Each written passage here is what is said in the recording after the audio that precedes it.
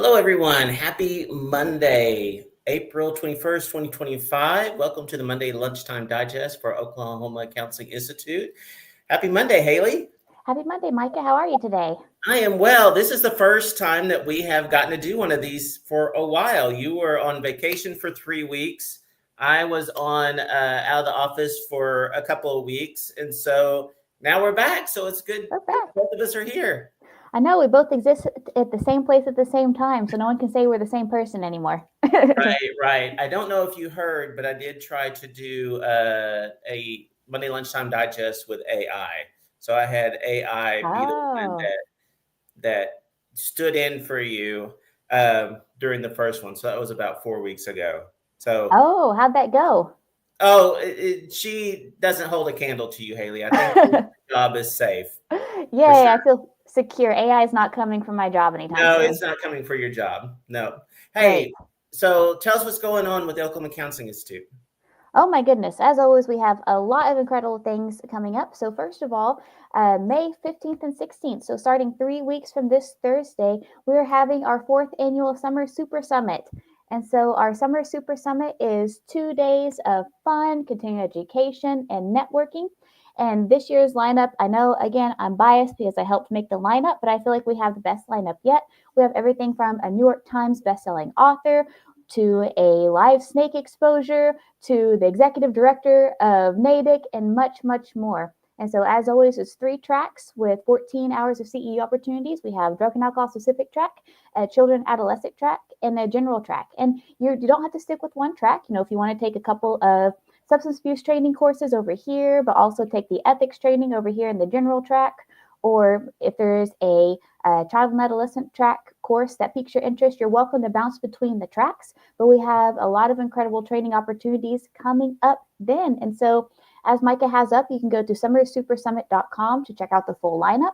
You can also go to thecounselinginstitute.org to register today. And as always, if you have any questions, send me an email, hello@edmondcounseling.com. But I'm really, really thrilled. We've got a good group of folks will be joining us this year, but we still have some more room if anyone else would like to attend. Yeah, And and I know as you're saying, we're really excited about that. I know you and I were talking about that the other day. So it's 14 hours of continuing education. People who are drug and alcohol specific, you'll be able to get all of your contact hours there at the summit.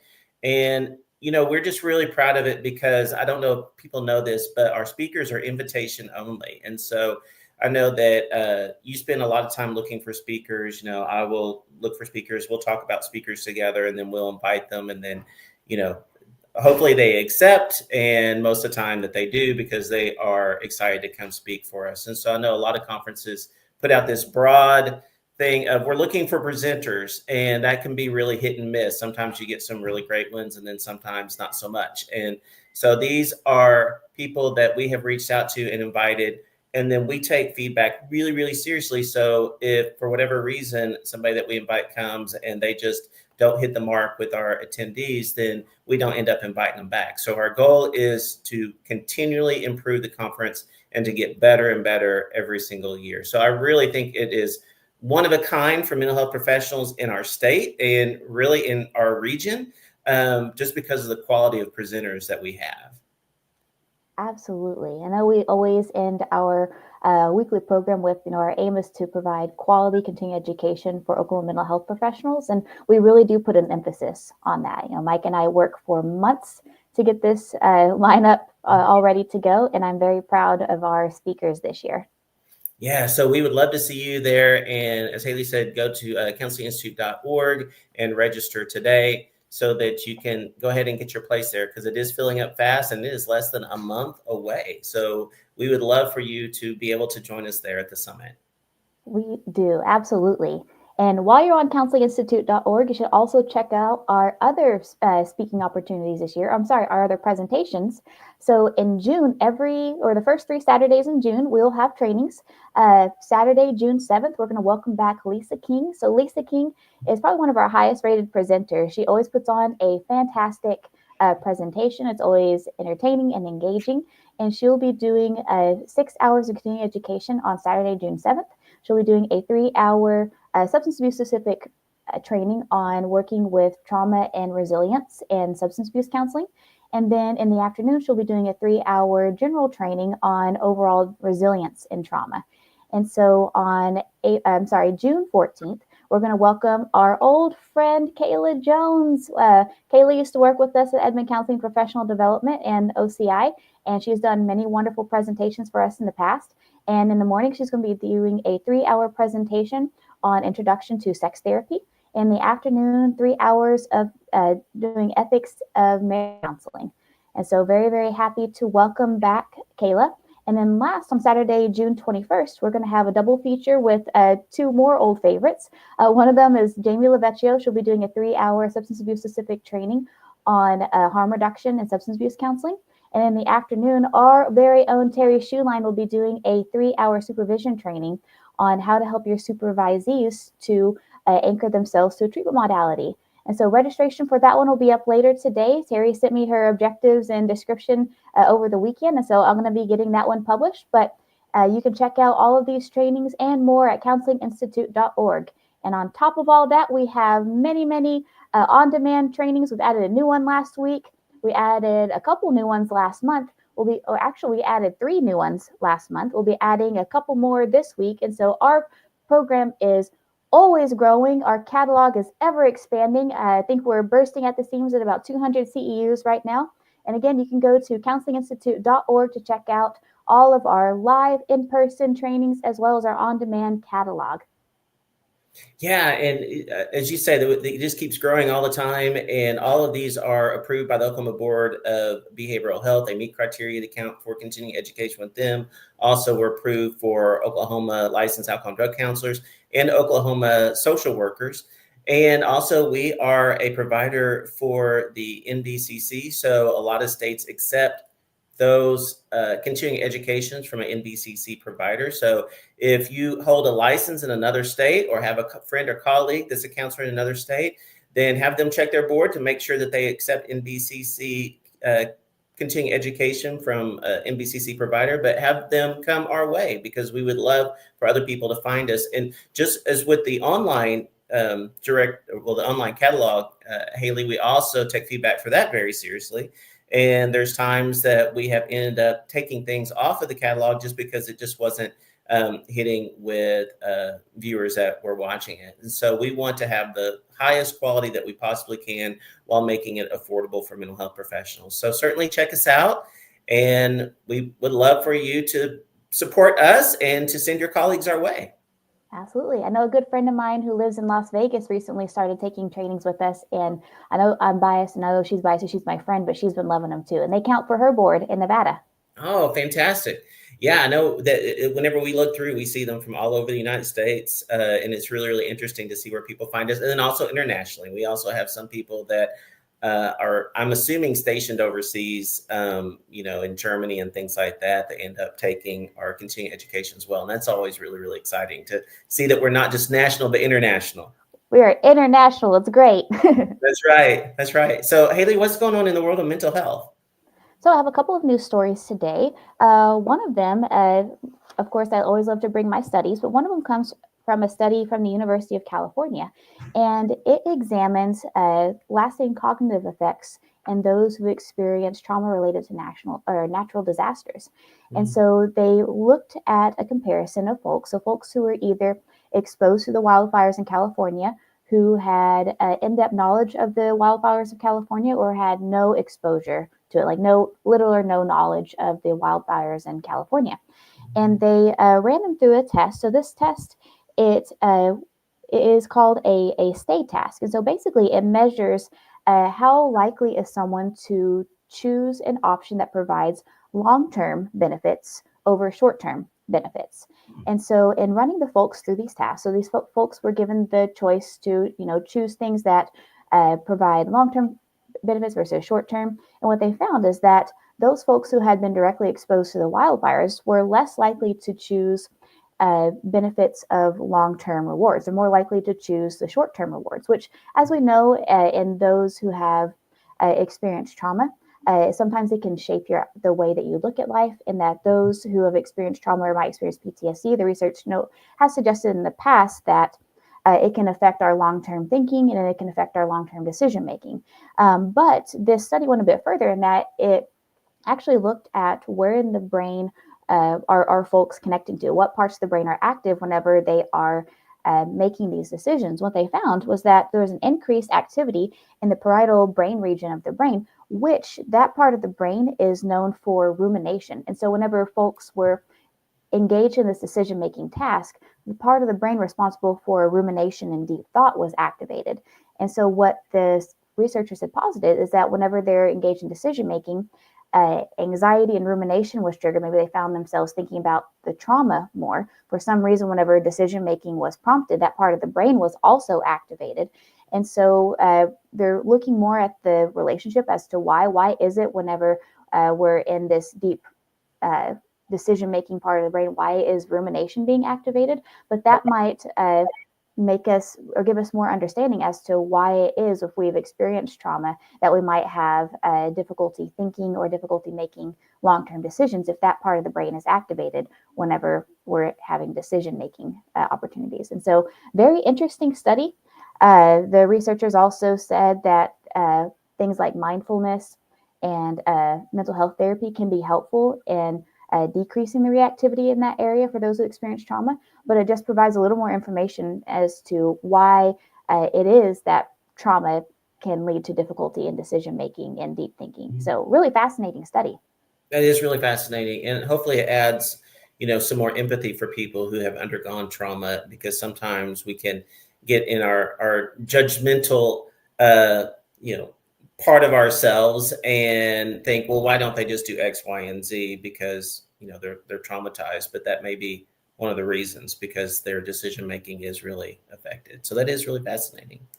Absolutely, and so hopefully more research will come from that. I know that I'm very much a person who likes to understand the why of the brain. A lot of my clients do too, and so that's a little more that I can give them as well when I'm working with my clients. So why is it so hard to think long term?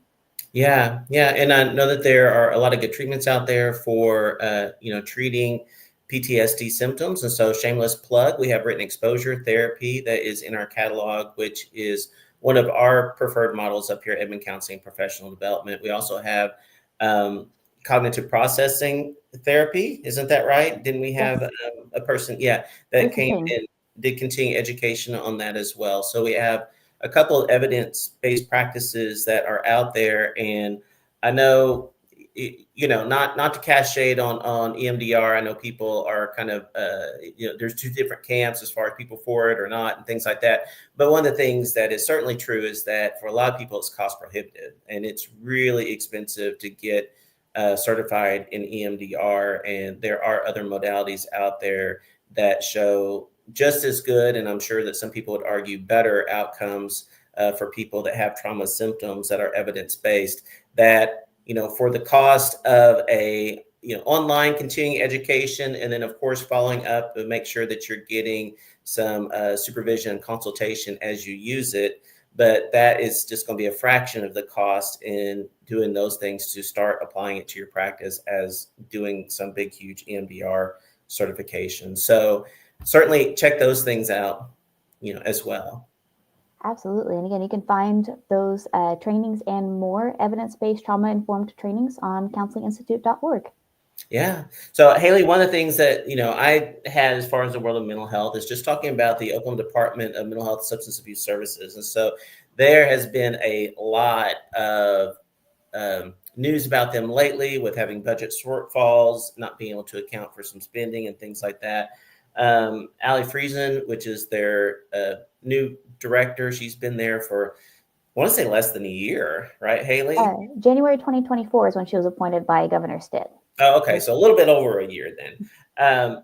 But she, got in there, and I don't know Allie, and I don't know what, how people feel about Miss Friesen. But anyway, from my understanding, got in there and started seeing that there are a lot of things that could not be accounted for, and actually called for an audit of the department as they're trying to figure out financially what is going on with them and where these funds are going and things like that. So I'm sure that there's, people that are maybe, feel like she's doing a good job. Some people that don't feel like she's doing a good job. And we'd we'd love to hear from you if you want to post underneath our Monday Lunchtime Digest and just kind of let us know how some of the things that's going on with the Oklahoma Department of Mental Health is affecting your practice. But if nothing else, she definitely stepped into a lot of work. And so they're trying to figure that out.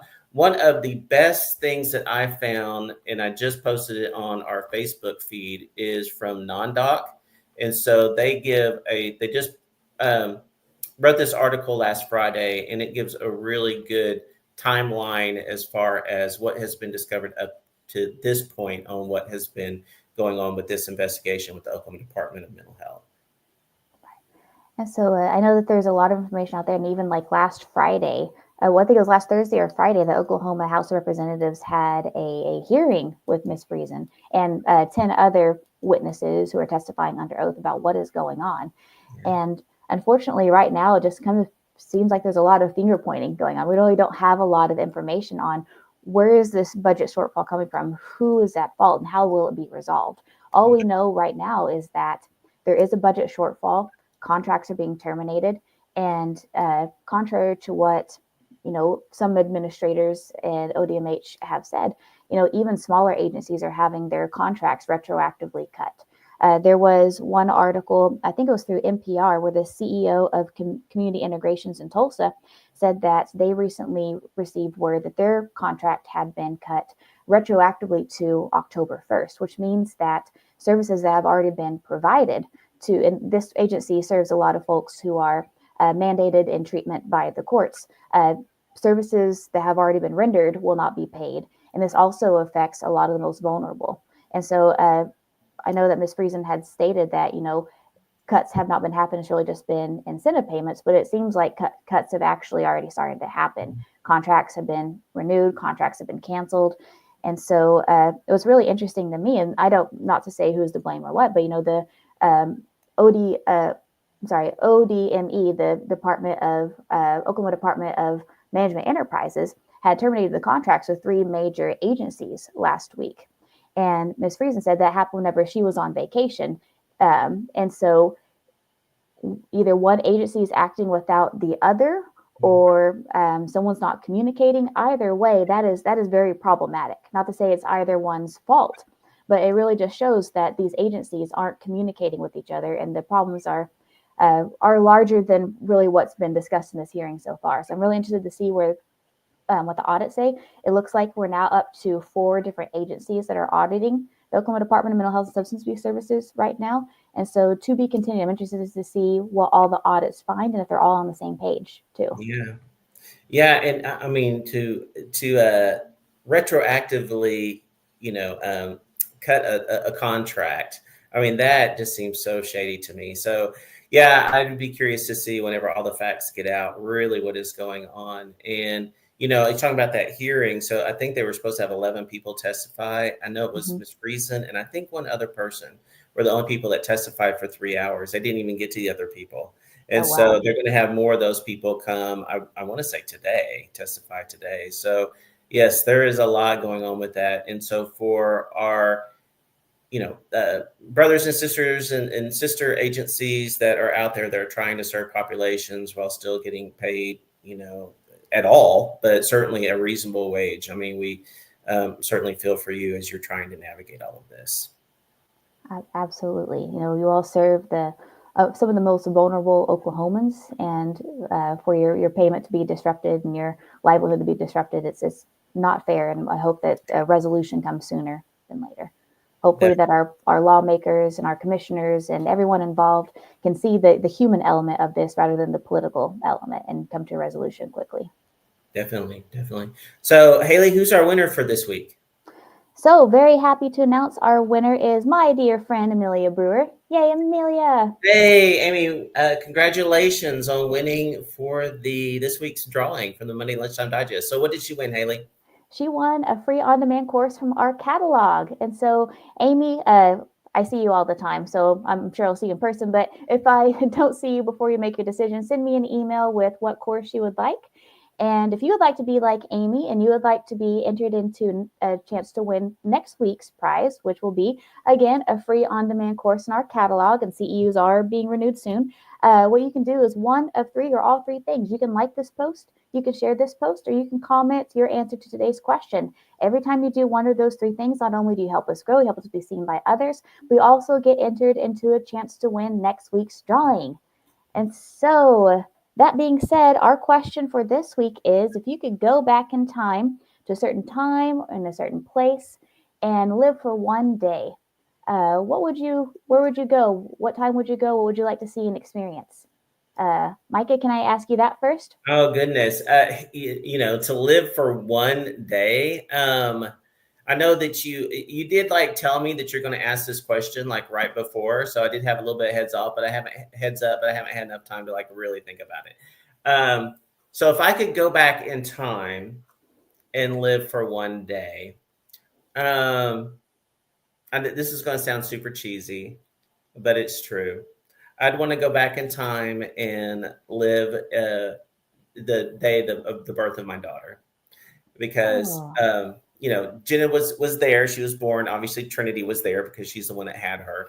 And then my son was there, and he was just like 4. And then my mother and father were there. So it was a very happy time for the birth of my new daughter. So all the family were there. So that would be mine. Oh my goodness. That's not cheesy at all, Micah. That's beautiful. I love that. So now outdo that, Hayley. So Ah. you don't have to pick a family thing. You can pick something purely historic, and we won't think bad about you for it. No, that's okay. So this is one I think I might have told you about before, but it's one that and forgive if I haven't, but I've told a lot of friends this. But if I could go back in time and do one day, I think I would relive a day in my life as well, and that was the day that my husband and I went to Death Valley National Park, as that ended up being the most adventurous, terrifying, amazing, beautiful day I've ever experienced, and it was just an amazing time to have shared with my spouse. And so it's kind of cheesy as well. If you would have asked me, when I was a kid, what would you like to go back and live? I want to go back to the '60s, or I want to relive this day in history. But I think as I've gotten older, it's more those moments I've experienced in my life I just want to cherish and would love to revisit. So I revisit in my brain sometimes and by looking at pictures, but I'm kind of the same way. If you're cheesy, I'm cheesy too, Micah. So if you would answer that question in the comments below, you'll have a chance to be entered into the weekly drawing to get free continuing education. And it doesn't have to be cheesy, or it can be cheesy, whichever one you want to do. You can do something purely historic, and we won't think anything bad about it, or you can be cheesy and we won't think anything bad about that either. So it's perfectly up to you. Absolutely. And we'd love to hear from you, not only to, like I said, help others to see us, but also we're curious too. I mean, a lot of you all follow us week by week. We've met a lot of you at our conferences and our in-person events, and we really enjoy getting to know all of you too. So thank you for your support, and thank you for letting us get to know you too. Yes, thank you guys so much. And as we always say, anytime that you attend one of our in-person workshops, you attend a live webinar, you come to the Summer Super Summit, you watch the Monday Lunchtime Digest, you take one of our online courses, you tell a colleague about us. Anytime that you do anything with us, then you're helping to promote quality continuing education for mental health professionals. And thank you guys so much for that. So we will see you next week. Everyone have a good week. Have a great week. All right. Bye, everyone.